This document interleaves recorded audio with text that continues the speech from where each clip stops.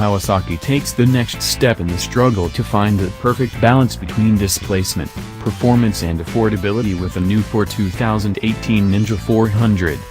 This all-new ride delivers the aggressive styling that one expects from the Ninja family with a host of improvements over the previous generation. More power, less weight and a mature presentation should hold the new Ninja in good stead in a highly competitive small-displacement sport bike market that serves as the main battlefield in the contest to instill some brand loyalty in the increasingly important millennial buyer base. It appears that the Ninja 300 is going by the wayside as the factory tries to unload the 2017 300s with a discounted price tag. So it's probably safe to say the 400 is the replacement ride, at least in the US market. After a race to the bottom, it looks like Kawi has decided the sweet spot lies somewhere uphill for American riders. The new 400 raised some eyebrows, to be sure. Did Kawi dip too far down in the cubeage? Are the new kids on the block not as keen on smaller is bigger as was originally thought? Do fans of the Ninja line expect something more than scooter-sized new? The speculation does go on, but I prefer to think that the 250 and 300 just didn't have enough balls to be safe on US interstates. Sure, they could get up to speed, but with little reserve, so you're boned if you need power to evade a bad situation. By bumping the displacement up to 399cc, the factory gave us enough power for both comfort and fun. Bodywork sees an improvement over its predecessors as it strikes more of a big bike tone with elements from its H2 and 10R big brothers. A split headlight leads the way in an angular front fairing that mounts a vented bubble screen up top, and a chin spoiler incorporated with the also vented engine cowl. Recessed turn signals ride in the fairing as well for a super clean look and good penetration.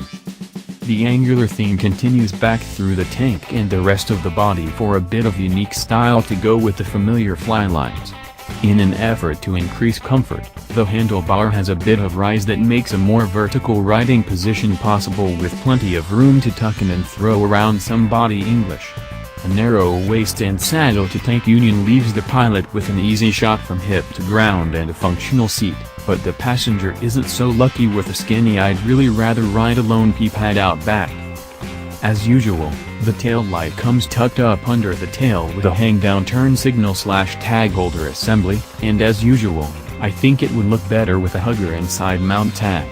I will confess to liking the paint packages this year, the Pearl Solar Yellow, Pearl Storm Gray, Ebony as sharp as a tack, as is the Candy Plasma Blue with the metallic Spark Black as my least favorite.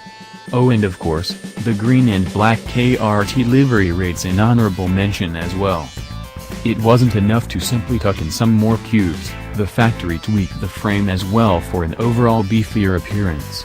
I mean, just cause you are an entry-level rider doesn't necessarily mean you have to look like one, right?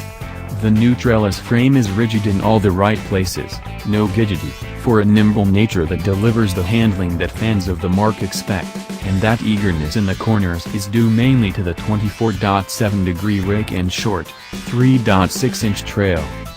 Kawasaki engineers went back to the drawing board for the Ninja 400's parallel twin power plant. In spite of the fact that they weren't exactly putting together what you might call a stupid fast engine, due diligence was paid to performance-enhancing details. It starts out with a 70mm bore and 51.8mm stroke that gives us the 399cc displacement and flatter pistons that increase compression to 11.5:1 with less squish area. Oil jets cool the piston crowns from below, which in turn allows them to survive with a lighter construction for less reciprocating mass. Staggered intake funnels smooth out torque generation with a larger air box that helps increase volumetric efficiency a tad with oval-shaped 32mm throttle bodies to manage the fuel delivery. Thanks for watching and don't forget to subscribe.